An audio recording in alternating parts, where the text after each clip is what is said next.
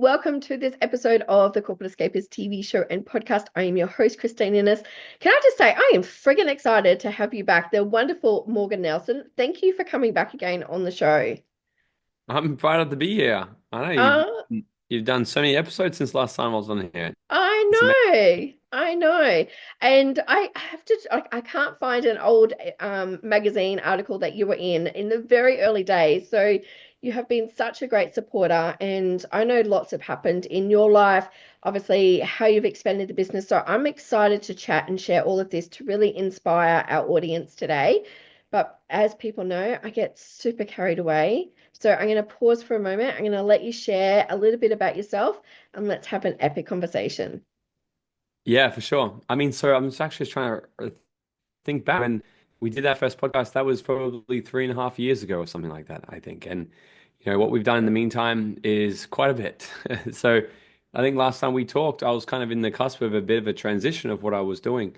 And I'm not going to do my whole story. People can go back and watch the first episode if they want. But you know, I was 21 years old. I left my full-time job at 23. I was financially free, moved to Mexico, built this big online presence, training other people how to develop the mindset to create their dream life. And then I was in a transition period when we were talking of sort of going into my own sort of coaching and training business. And what we've been able to do the last 3.5 years, I think it has nearly 3.5 years, actually, we've been able to probably are probably one of Australia's fastest growing and top rated personal and professional development companies now. And we run a lot of seminars for entrepreneurs to really develop that mindset so they can rewire their unconscious mind to create a lot more success in this world.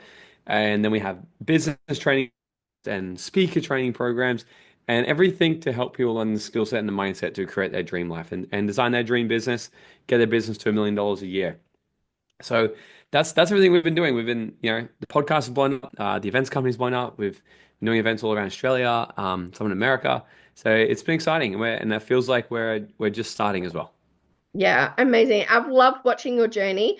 As a mama bear, like I love watching, people really step into their power. And, one thing I love about it is that you really are really authentic. And we talk about this, I know both you do and I do, and how just being yourself is probably the best sales tool that you can do because when you meet somebody in person, you want it to reflect to what your online presence is. Yeah, absolutely. I was actually having a conversation with someone yesterday. I'm speaking at this event next week in Brisbane, and she's like, I just want to get in here and meet you and just sort of, suss you out a little bit. I'm like, that's cool.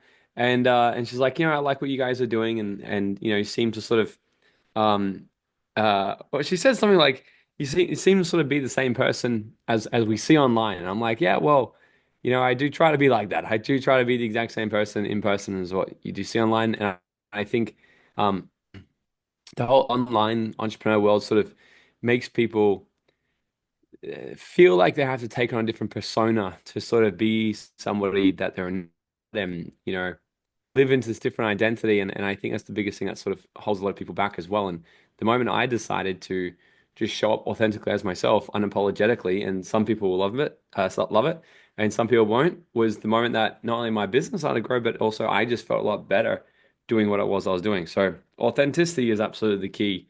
It's a funny compliment we get after most events. People are like the same person as you are online. I'm like, well, who do you want me to be? You know? Yeah. Yeah, exactly. Obviously, like we've, known each other for the last couple of years. What's been one of the biggest sort of like personal growth that you've seen in yourself over those couple of years? The biggest thing was it was funny because when I was 21, I built a business so I could have financial freedom, and that's all I wanted. I just wanted freedom. I moved to Mexico. I woke up when I wanted. I worked if I wanted. I didn't work if I wanted. I traveled anywhere on the planet I wanted to. I didn't have anyone to report to. I didn't have a team to manage. It was amazing. And then I grew the business bigger and bigger and bigger. And then a few years ago, we pivoted into this business, and I carried those old ways of thinking about business into this new business. And I was like, oh, I want to create freedom. And so I was like, I want to create massive impact and massive freedom simultaneously. And I think you absolutely can. But at some revenue threshold, we will hit this level where it's like something's got to give. So I sort of grown this company and we're doing, I don't know, 500,000 to 1 million a year. And it was, I could do that. I could have all this freedom still. And if I didn't want to work one day, I just wouldn't, and nothing would matter. Like it was fine. And sure enough, like today I could have days off, sure, and nothing matters as well, but with more planning. But the biggest thing I had to realize was in order for me to get really my company to our level, I had to get out of the way of thinking as a small time business owner. Because when the businesses are small, you really can grow it as a side hustle.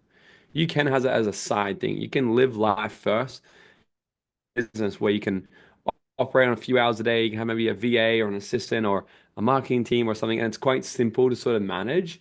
And if you take a week off, nothing's really going to matter. And what I realized was, in order to get to this next level, when we're pushing, into the multiple seven figures now, is, one is if I'm not showing up to my absolute best self every single day, number one, I'm not pushing the company forward. But number two, we have staff now. And it's like, well, if I'm not around, people don't usually perform as best as what they could, right? Uh, so the biggest thing I've had to sort of realize was going from thinking like a small time business owner and a side hustler to bringing in an identity of a full-time business owner and a proper CEO.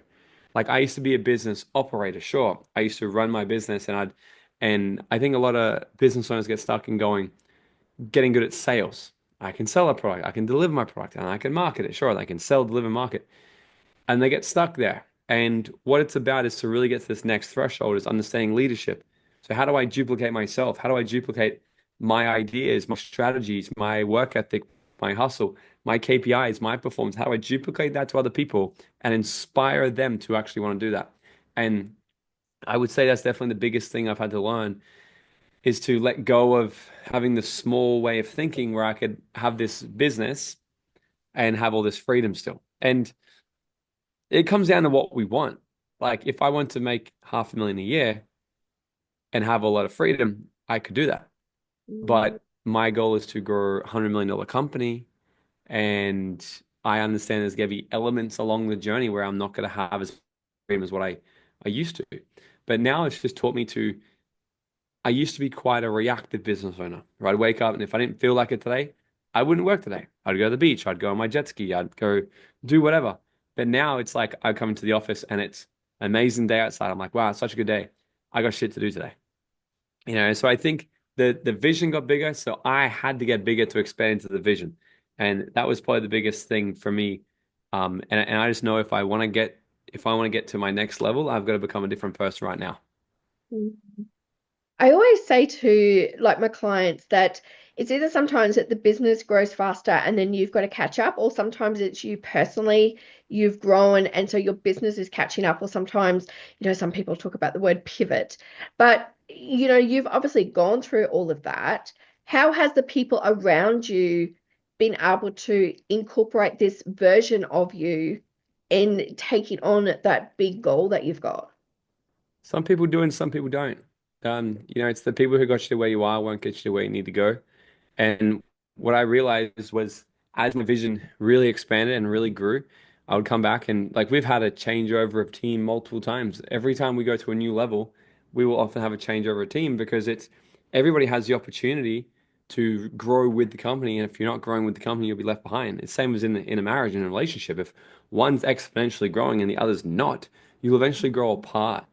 If you're not growing together, you grow apart. And it's the same sort of thing in business. So we've had a changeover team multiple times where people we've given the opportunity to be like, hey, here's what's going to be required of your new job role as we expand. And we'd love you, to stay with us and come with us.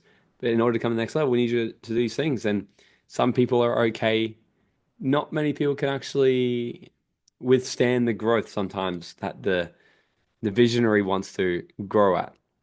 And then, Mm. of course, they have the opportunity to either grow and expand themselves and get uncomfortable as well, or they stay where they are and then go work with a company that doesn't want to push that far. So we've definitely had that happen. As for people around me, all of my friends are the exact same. All of my friends it's like every time we get together, we're all pushing each other. We're all getting there. And it's almost like it feels like if none of if none of us are growing at the pace that the pack is going, we'll be left behind. And it's like that good mentality. So whenever I catch up with any of my friends, we're always talking about new goals and the new challenges that come with it and the things that they've got to work through to get to it. And, a lot of our friends, we just inspire each other with the things that we do. Like I have a friend that will, they just turned over $100 million. They did in sales in the last 4 years, and they've exploded their company. And, you know, and then some of my friends will look at the things that we're doing, like our podcast is growing, I'm able to get over to America and network with these amazing people and these big opportunities that are coming. So we're all individually pursuing the next opportunity of growth for us, whatever that means individually. And I think that's, you know, my circle has never, no one in my circle has had a problem with the growth. All right. Mm, It's only the people, the people who don't keep up. And that's kind of the things. That's why it's super important to have the right people in your corner. And then as for my partner, she's chill. She's extremely supportive and she's amazing. And we're obviously having a kid soon. And and she said for one, it's really about understanding each other. I really understand her love language is quality time. I understand that things are important to her and we're on the same page. So when we talk about like how I'm gonna have to go to America and spend 3 weeks networking and doing events and things over there when because I just came back from America and she's over here pregnant. And of course, I would be like, oh my God, I shouldn't leave my pregnant girlfriend. Fiance next year. I shouldn't leave her. But we both understand the assignment. We both understand the sacrifices I'm taking now to make sure that in 5 years, we can have whatever life we want with our whole family. So the open communication has really helped us be able to make not only the right decisions, but make the fast ones as well. And that's one thing, we're very in tune with company goals, personal goals, what we're doing, and therefore the sacrifices. So I asked her yesterday actually, we're due at the end of June. And I said to her, I'm like, hey, do you reckon mid-July is too soon for me to head to Mexico for a quick week? Because there's a business conference there I want to attend. And she's like, July? I'm like, I'm like, yeah. I'm like, it's super risky. I think I might just leave it till the last minute. I'm like, I don't want to plan it, and then maybe you're a week late or something like that. But maybe I'll leave it till the last minute. But like, if you're on time, or even if you're a week early, I think 2 weeks later we'll be okay. We can get support here, and she's like, yeah, let's just play because she gets it. She understands that I'll still go over there every time I go over to America or somewhere like that, and I hang around with other people, I come back, goals are bigger, ideas are bigger, strategies better. So she understands because we're on the same path like that, right? So we can understand sort of, is this short-term sacrifice going to be worth it? yeah, absolutely. I was having a conversation with friends yesterday. We did a big collab shoot, and it really is like you're saying, the people around you, like they motivate you. Or I call them the energy vampires that will literally just suck the life out of you because they're not where they want to go. How have you dealt with obviously letting certain people fall out? Because I know that's obviously been a process over the years, letting them go out of your circle. Because I think this happens to a lot of business owners because we have big, massive goals and we can share that because we're the visionaries. And some of those people don't understand it, but they just want to still be around you and maybe sit in their own pity party for a little while as well. Yeah, well, I think that's a good indicator that they were friends or they were people in your circle in a different era. And I'm not a big fan of getting rid of people out of your life, but what will naturally happen is the more we really double down on what's important for us and our goals and our vision, we will either attract to us uh, or repel people that are for us or not for us. So, because we tend to hang around with people that are like us, that have similar ambitions or other values. So, the values in life that we have with people are the things that actually form relationships. It's very rare that somebody who is growth-minded is friends with someone who's fixed-minded. It's very rare that someone who really has big ambitions and wants to build a successful business is friends with somebody who just wants to drink, party, and watch TV. It's just not, it doesn't usually happen because they're completely different values in life. But what happens is when we're younger, we all have quite similar values. We kind of like our values sort of overlap. Maybe we value success and growth, but we equally value fun and partying and watching TV. As we start to grow, if the values don't continually keep overlapping, we just simply lose common interest. And that's the thing that you've got to sort of check in and look at. Like, are the people that I'm surrounded with, do we have similar values? Is it easy to be around each other? Do we support each other? Do we lift each other up? And these are common things to sort of look at, but every business owner is going to go through that.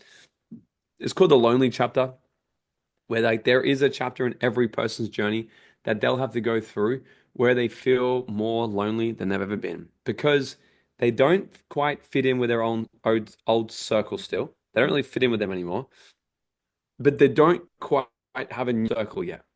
And they're kind of in this no man's land. And my suggestion is to get over that as fast as you can because how we get over that is making the decision to go all in. The reason why people will sit in the lonely chapter and not be accepted yet by the next table of the big dogs is because they're not taking shit seriously yet. Like I can tell you for one, I will let people into our circle and our community. I don't really care what their income is or whatever, but I care about who they are as a person. Are they someone who's absolutely committed to being the absolute best? And if they're all in there committed, then that's a good person that to have around because it's the energy that fuels this. It's not because you got X amount of dollars in your bank account. I've met people who are super wealthy, but they're not committed anymore, and they're unhappy, and like that's not a great quality I'd want around me as well. So for people sort of in this sort of middle chapter, it's about acknowledging the fact that we are there, not going back to the old circle, but making a decision to go all in and then playing up. Like I've always paid to play. Like every person that I've been mentored from or coached from, invested in that. I've gone to their seminars, done their courses, their masterminds, their one-on-one coaching. I've paid my way in to these communities and these networks and then formed relationships and met other people in there as well. So I was having a conversation with Dean Graziosi the other day, and he invited me around to his office in Scottsdale, and we're hanging out for like four hours or so in his office talking about all things AI, business, everything. And he said to me this, he's like, he goes, I won't write a check for $250,000 to sit in a room for what I'm gonna learn. I'll write a check for $250,000 to sit in a room because that keeps the people out who won't write $250,000. He's like, I don't necessarily do it for what I'm going to learn. I do it to keep the people out that won't pay that. So the people that we really want to be around are the people who are willing to actually invest money so they can be in communities and groups with other people that are also as committed. It's like the commitment level is the thing that we're really looking for and not really anything else. So like I've been th I've been through that period, and it's sort of just about being in another environment that does fuel you and keeps you going when there's doubts, when there's procrastination, when there's these limitations stuff come up. So being in another community is super important, and there's been so many studies that have proven this. But if we were to look at why it's so scary, like I think a lot of people go through this phase where they're so afraid to leave one community and go into the other. And I'm writing about this in my new book. I'm writing a book called The Dream Out Loud Method because one of the laws to create your dream life is the right environment. And it's what they did was they did a study on people. It's called the Ash experiment.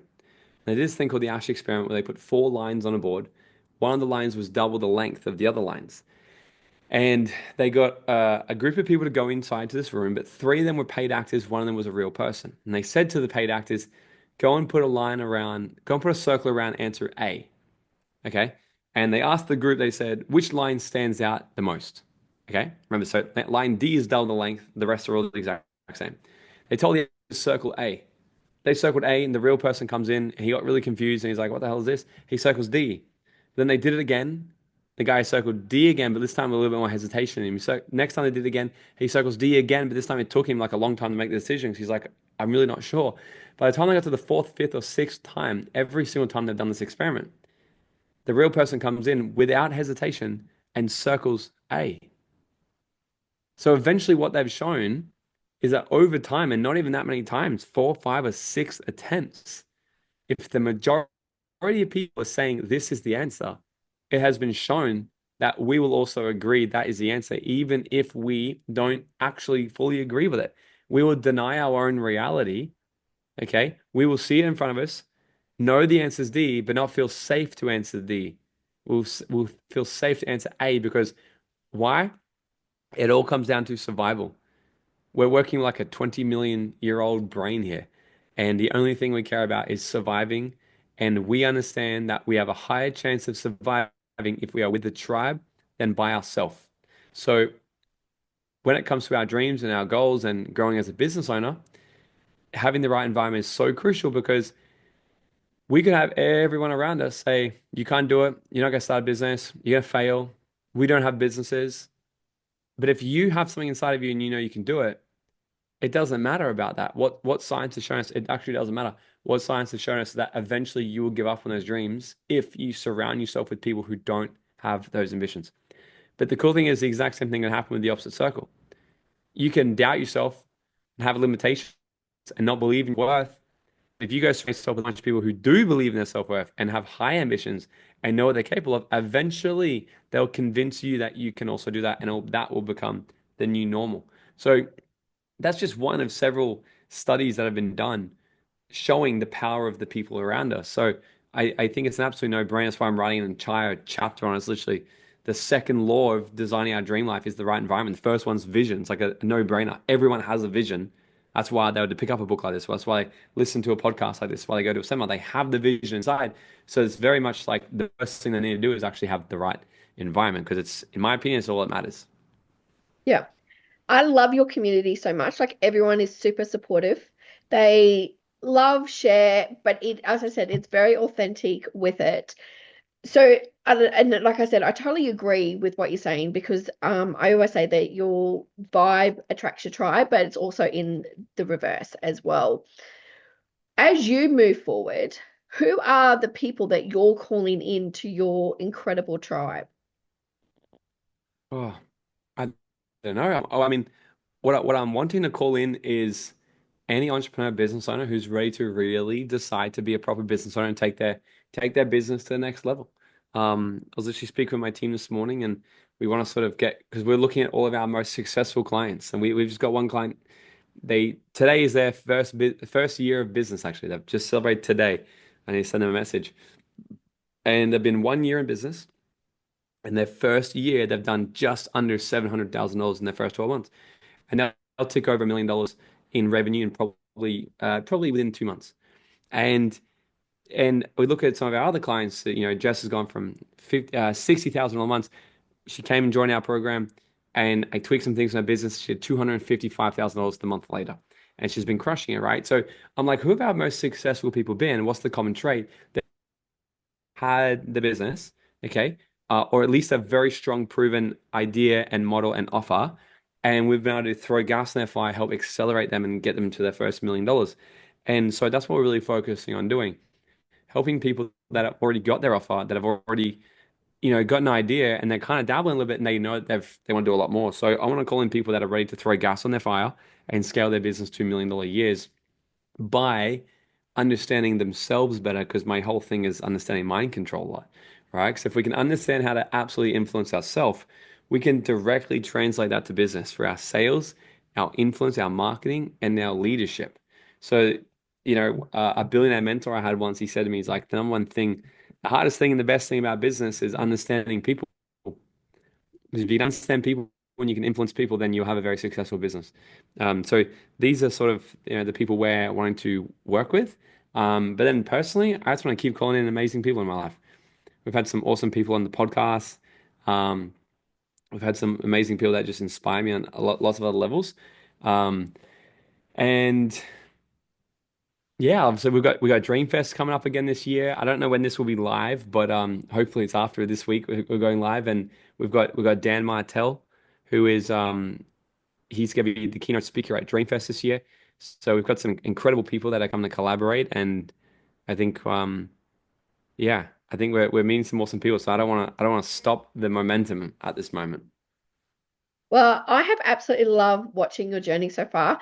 I am sure that in the next couple of years, we can get back on another podcast and so much will change along then. We're going to pop all the details of how people can reach out to you, Morgan. But before you go, I just want to ask just some 5 questions that we've been asking our guests on the show just to get to know you a little bit more. First question is, in the spare time, which I know you don't have a lot at the moment, would you prefer to watch a movie or curl up and read a book? Watch a movie. Watch a movie. Love it. I love it. Do you have a go-to movie? I have like go-to movies depending on my mood. Um, I don't have a go-to movie, but I have a series, and what I'm absolutely obsessed on is anything that's related to spies. I love Okay. espionage films, especially if they're a true story. So that's my go-to. Okay, I love it. And obviously, travel is one of the things that you love the most. Do you prefer to travel by boat or by plane? Funny enough, by plane because I've never traveled by boat internationally, but I'm doing my first cruise this week coming. I'm speaking at a conference actually on a cruise ship. Wow, That's the amazing. first time I've ever actually traveled anywhere on a boat except for like sail Croatia or something. But definitely plane because I can lay down, get some champagne, get there Yeah, faster. exactly, exactly.